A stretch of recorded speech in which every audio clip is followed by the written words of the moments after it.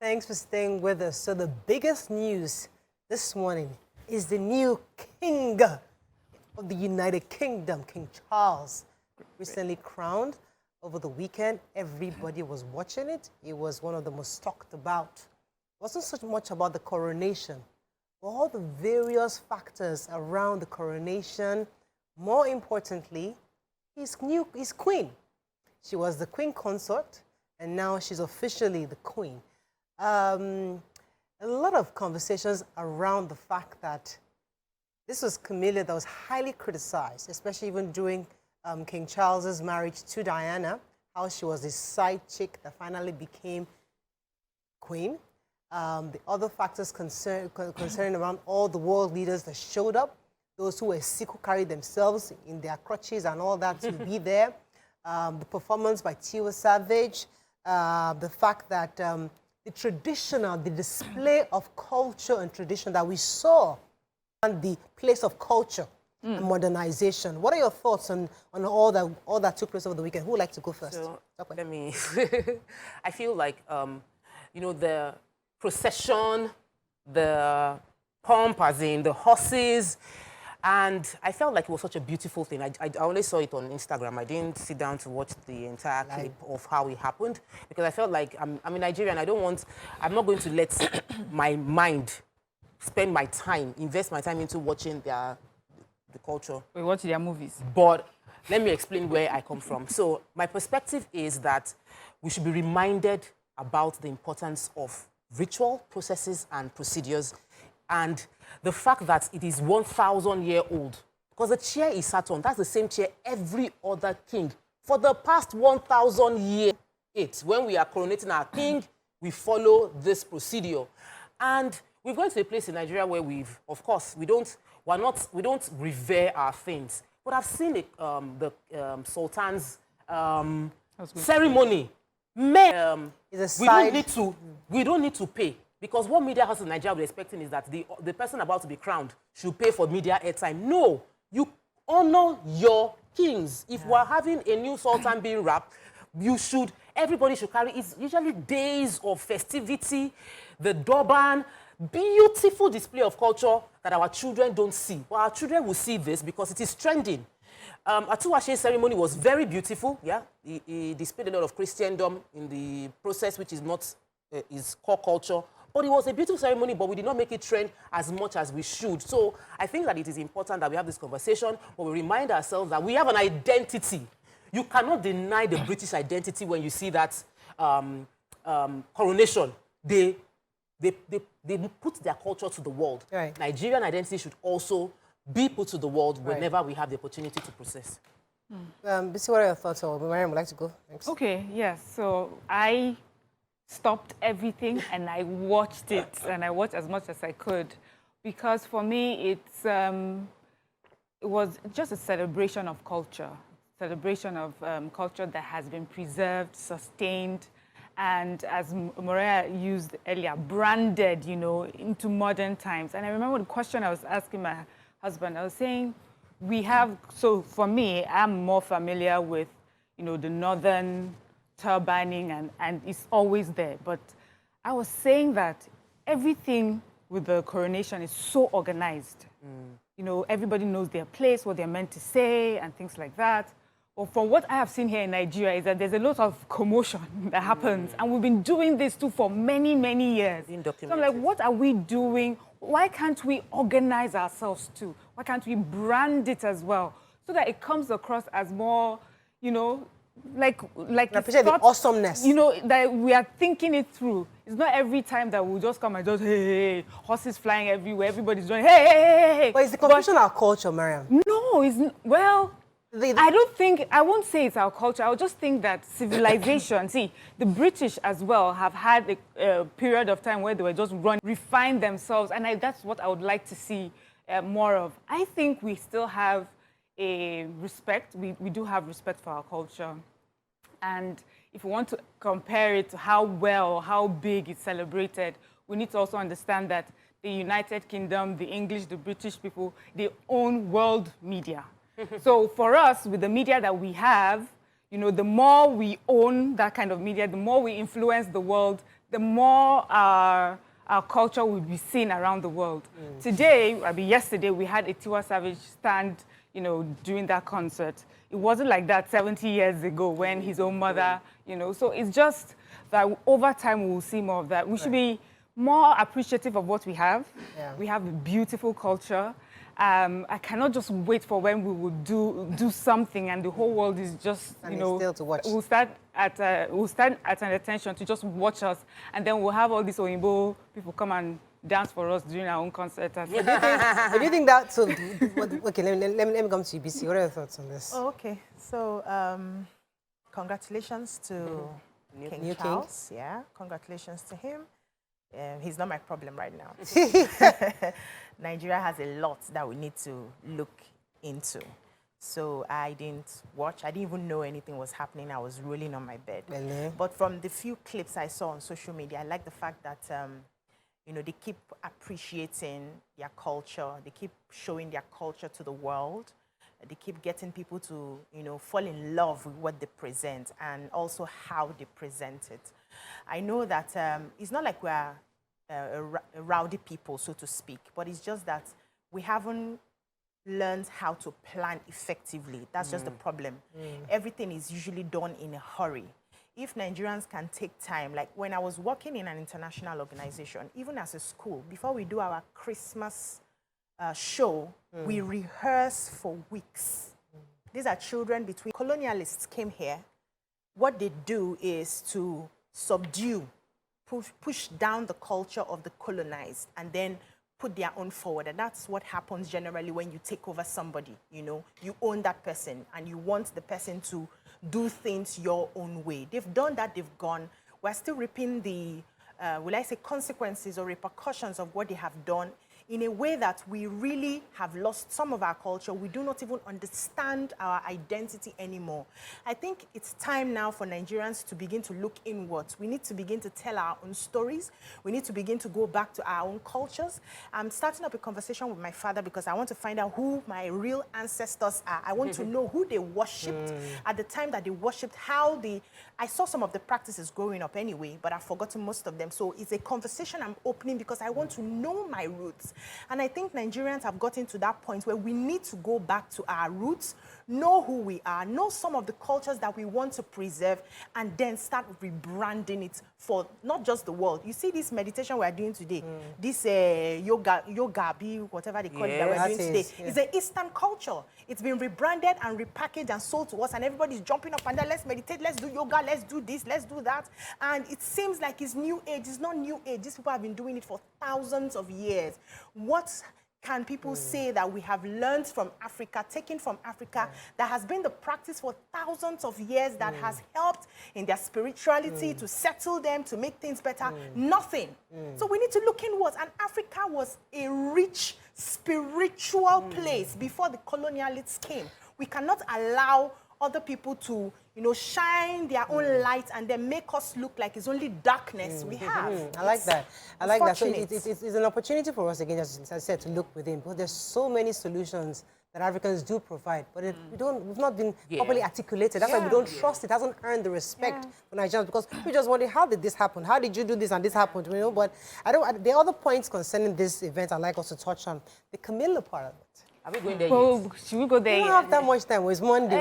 Because I wanted to just say something about, you know, sometimes when we watched the coronation, we thought it went seamlessly. But if you watch the news at the time, they said Prince Charles was complaining about how late they were running, and and they talked about other kings as well who were upset about different things. So it's not perfect, even for them. It's not perfect. And so for us, we're not saying that, even though we're imperfect right now, there is a way that we can do it going forward. Right. That documentation is so important. But even for them, it's not perfect, but at least the imperfection is within a process. See how they even incorporated young kids. So the children, children are observing and seeing. You know?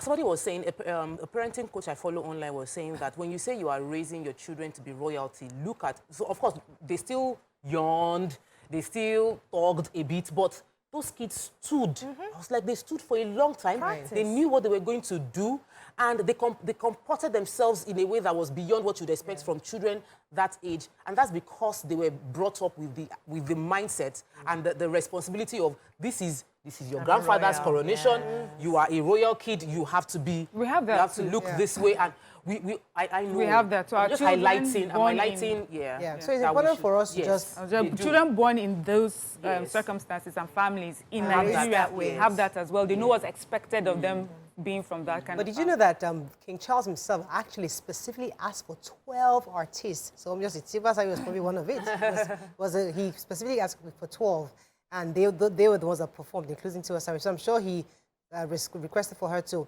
Yeah. There was something else I had picked up on, a few highlights, but I think I lost it right now. Okay, there's something they also said about this coronation is that it was very inclusive. So we saw black people. We saw, in fact, Camilla, everybody, side chickens, we come quick, side chicken, like Nigerians and our people, how we are just so trying to make a mountain out of something really small. So why Not small.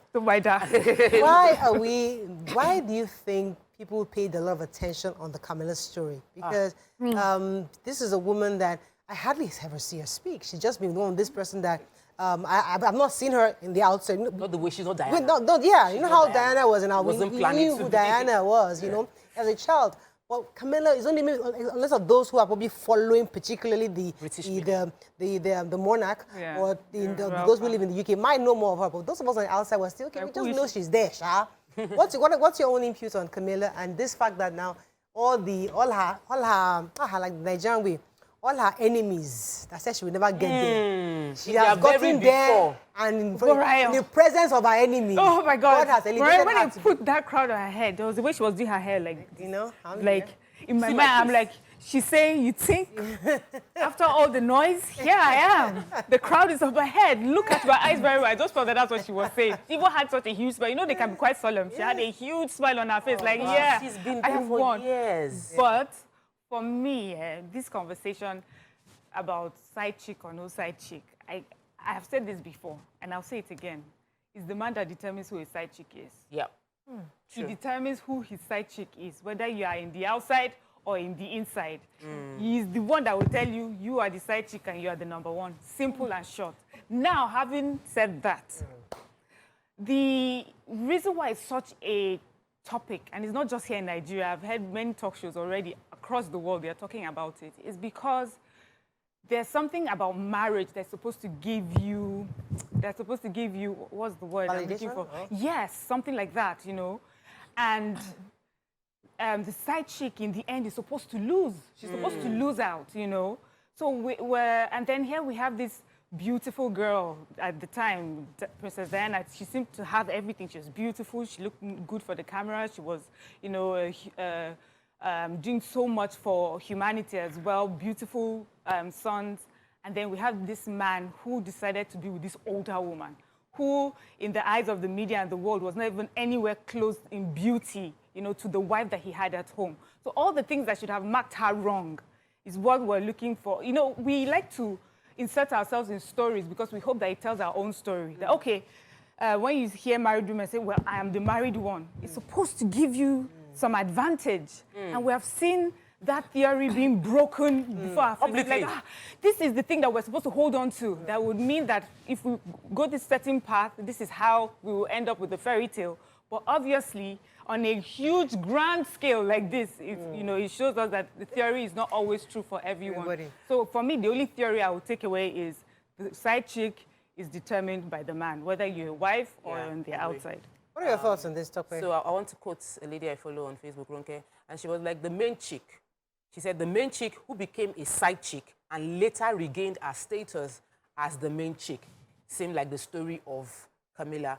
Some of the things that, while on one side you'd be like, stay in the marriage and endure all through, for me, her story is also a love story. It's a story of we love ourselves. It looked like it wasn't going to work. I did not tick the box to become a queen.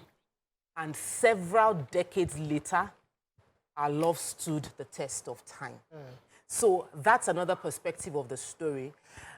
well, the media, British media will have different things to say about it, but that for me, because he's always loved her right from the get-go. Well, let me pause now, you we don't like the in-between, that he was faithful, he was unfaithful to his wife at the time, she was also unfaithful to her husband at the time, and all of that drama happened, but somehow love found a way, and now they are king and queen of England. Well, okay, yeah. I like that part you took us to, because let me come to BC.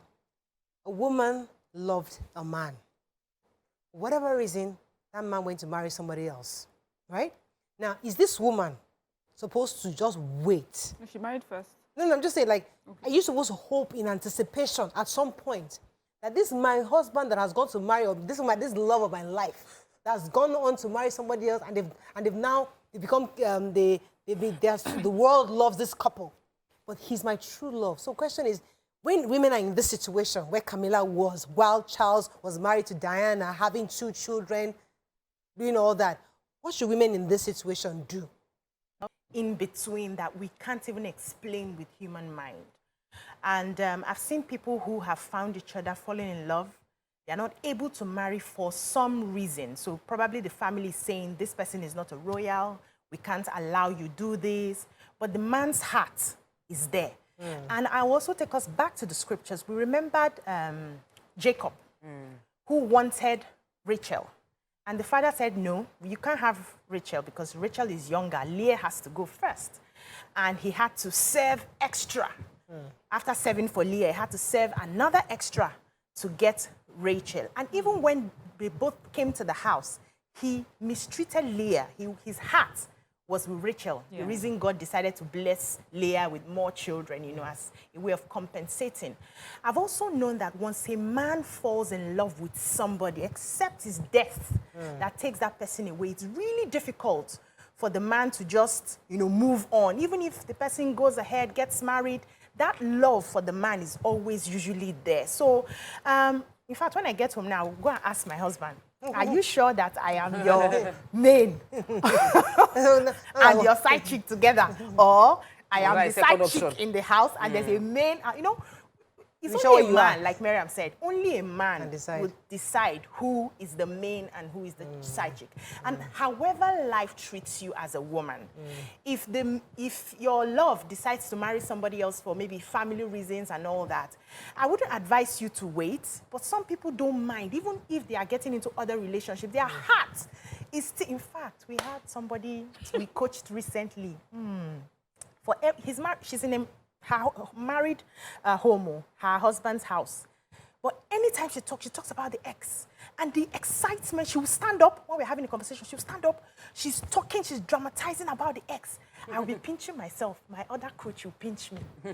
We realized that she's still traumatized about the relationship and she's still in love with this ex. And I asked her, is this how you have a conversation about your ex in front of your husband? She said, yes, he knows it. I don't care, that's it, I know. I pinched myself again. I'm like, this man should know that the wife he's married to is not for him. This woman is still in love with this ex, that they have a lot of history together. She's been mistreated by this ex and the family. She is still traumatized by the experiences, but she's still in love. She has not let go, and she's been married to this second one for how many? On the issue of Camilla, I was going to go to the issue. Let me just say this comment on Camilla. Somebody said, Queen Camilla metamorphosis. That's the Queen's metamorphosis. From main chick to side chick to wife, now queen. End of story. No, I just wanted to say I'd heard somewhere where they said that the recipe for a full-blown affair, an exciting affair, is desire plus obstacle. So I can see how a Camilla, over the course of years, will be the exciting option. She's the one that he was not supposed to be with. She was the temptation he was going for. And many people have said that once the obstacle has been taken out, then a lot of people find out that the embers of the excitement and desire just dies down. And so maybe in that case, what happened for him is that, you know, all the excitement and everything. Oh my God, I'm crossing 7 seas and climbing mountains for you, all the media, all the negative things they're saying about you, but you and I are going to be together forever, you know. So maybe I'm that really recipe happy. helped. But then one of the other highlights of the coronation was the protests those who are saying that they must not protest, that in fact they were against the monarch, saying that it's time for them to not do my away king. with it. What are your thoughts on that? Because many were comparing that if it was Nigeria that they were protesting now, they'll say, oh, they shouldn't be protesting and stuff like that. What are your thoughts on the protesting? And I heard that they actually arrested them, but they've since released them. What are your thoughts on the protest? It's a free... See, the world... we shouldn't... many people have idolized the whites. They've idolized the Western world and feel like we are behind, or things we are doing, they will not do it in the Western world. The point is, every human being, there are those that will see things one way, and another person will see things the same thing in another way. So while some are grateful that they have a new monarch, we have a new king, they are excited about the coronation, some people feel like the entire monarchy is useless, and they are calling for the end of the entire monarchy system. So I am happy that they were bold enough to protest. I feel that it's the job of the police to restore law and order by arresting a few of them.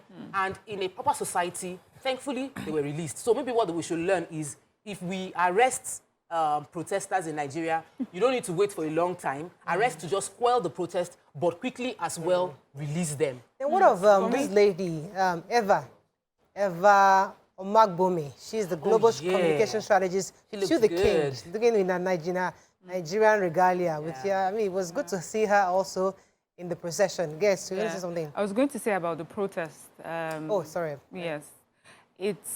So I think, yes, when they were doing the reporting, CNN would go to our own correspondent here in Nigeria to ask also how Nigerians looking at this, and Steph Busari would say, Nigerians really don't care. They really don't care. They are moving, doing their own. But I think that it brings about the conversation around for Nigerians, for Africans, really. We had people saying, the jewels on your crown was stolen from us. Yeah. Your whole monarchy and whatever it is was built on the backs of our own ancestors. You have... Your slaves. You have impoverished us for generations, and then here you are today celebrating it. So we have a whole group of people, new generation of people that are looking at them differently. Our own parents or grandparents revered them. They looked at them like the king of the world. But now the children are like, no, we know how you got where you are. So the conversation is quite different. Now in the UK also, the people are different. We have so many black people, Indians, mixed race, people married, and they're saying, really, of what impact do you have on the country anymore? You're just an expensive, symbolic, family. We need to do away with that. And it now brought the question to our own. Here we are. We're saying that we need to celebrate our culture and bring it. We need to celebrate our culture and brand it the way theirs has been branded. And yet we have a world that's going towards a bit more freedom. We don't want any family member or any type of family to be above others just because. So I just feel. It's nice that we're looking at different angles of the entire coronation. I mean, there was another highlight for me.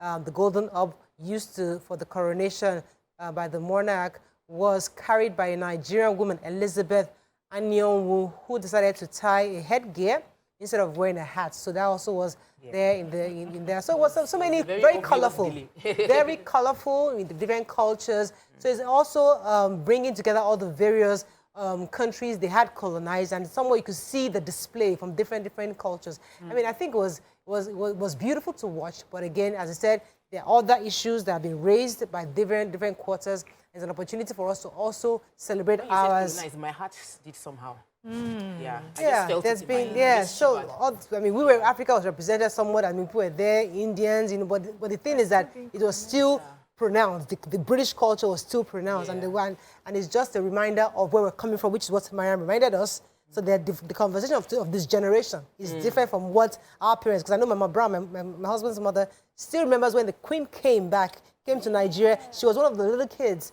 that were lined up to receive, and she still talks about that day as if it was yesterday, because forever she could remember. So when he came to say Kitty or something, she was there. The Queen came there, and she was one of the kids that received the Queen. So she does remember that entire experience. But I'm really happy that it's happened and we've seen all the various angles, but we have to wrap up on this. You want to say something, No, Chrissy? congratulations to them. We have our issues to solve in this. Don't worry, we know we have our issues, no problem. But once in a while like this, it's good to join the world in global conversations concerning coronations like this. It's a reminder of who we are, where we're coming from, and also how we can repackage and rebrand our own culture.